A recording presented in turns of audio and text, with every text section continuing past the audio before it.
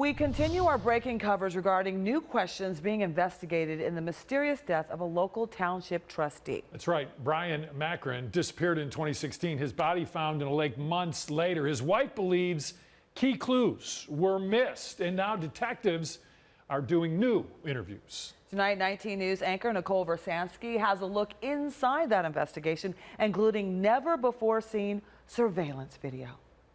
You have a vital piece of information that was overlooked, unfortunately. Oh, geez. A potential witness in the mysterious death of a local township trustee overlooked? There was kind of a glitch in their paperwork that was given to me. I never was given, your name didn't appear in the original paperwork that they gave me. 3 years after Bryon Macron vanished and was found dead, a jogger who reported seeing someone suspicious near Bryon's car the day he disappeared is questioned by a special agent from BCI. This has been a while. I remember a hoodie being up over his head. He was not thin. The gentleman was not thin. I could not tell you how tall he was. Was it Bryon? Was it someone else? A now foggy memory for the jogger, and it's hard to say. To this day, no one knows how Macron died. Investigators concluded no one else was involved in his death. No, that was the easy way out. For them, they did not do a proper, thorough investigation. Victoria Macron believes a closer look at the evidence shows a different picture of what happened to her husband. Something did not feel right from the beginning. Bryon disappeared December 16, 2016. Pictures from Lafayette Town Hall, where he was that morning, painted a bleak picture. Blood on the floor, on the walls. Bryon's cell phone opened to his calendar, revealing a meeting with an angry resident. Thoughts were that it was a staged scene. Captain Kevin Ross was a Medina County detective at the time. Later that day, Bryon's black SUV was found 4 miles away at Chippewa Lake. His blood all over the driver's seat, keys inside, yet no sign of the 45-year-old. Victoria says even then, the investigation seemed off. Making up these ridiculous stories that he ran away to live a different life. Some people were leaning towards he ran off, and I'm like, we need to follow the evidence. We need to continue to, keep an open mind. 2 months later, February 21st, 2017, a kayaker found Bryon's body in the lake. An autopsy revealed he did not drown. He had 6 cut wounds. None, according to the coroner, would have been deadly. Ultimately, Bryon's death was ruled undetermined. In October 2020, the case was closed. Investigators saying there was no evidence to indicate anyone else being involved in Bryon's death.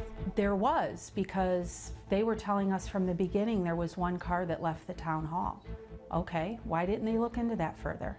This is surveillance video of an unidentified car turning into the town hall parking lot the morning Bryon went missing. The view is from a camera outside the Lafayette Market entrance with a clear shot across the street to the Town Hall Drive. Watch the video at 6:19 a.m. when Bryon would have been inside the town hall. A car turns into the drive and stops. About 5 minutes later, the driver makes a U-turn and leaves. You could see it pull in, and I believe it sits up near the roadway, but you can't see. It's a grainy Have you type. located that vehicle? No, we did not. Do you know what kind of vehicle it was? No. Who was that? I can't give her an answer. It's a good question, right? But we couldn't give an answer. So. The current Medina County Sheriff, Terry Grice, was not with the department until 2021. But he did just meet with Victoria and her attorney to listen to her questions and concerns. Among them, when Bryon's body was pulled from Chippewa Lake, was he tied to something? Was something weighing him down? Victoria's information reveals conflicting reports from first responders. That's the questions we want to look at. Figure out more information from that team that was out there. My question is, if that was the case, why that wasn't shared in 2017.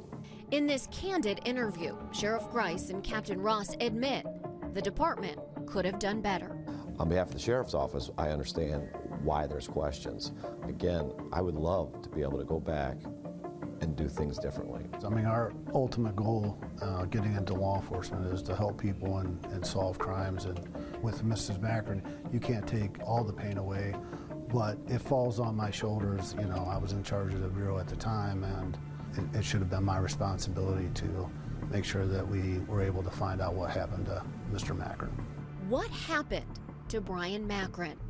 Could a fresh look at the evidence lead to another answer? It's terrible. My children don't have a father. I don't have a husband. We were supposed to grow old together. Sheriff Grice and Captain Ross say they are committed to finding answers in this case. They are talking to those first responders, trying to confirm if anything was tied to Bryon when he was recovered. And they say should Victoria, or anyone else for that matter, have information on this case, they want them to come forward. They will look into it.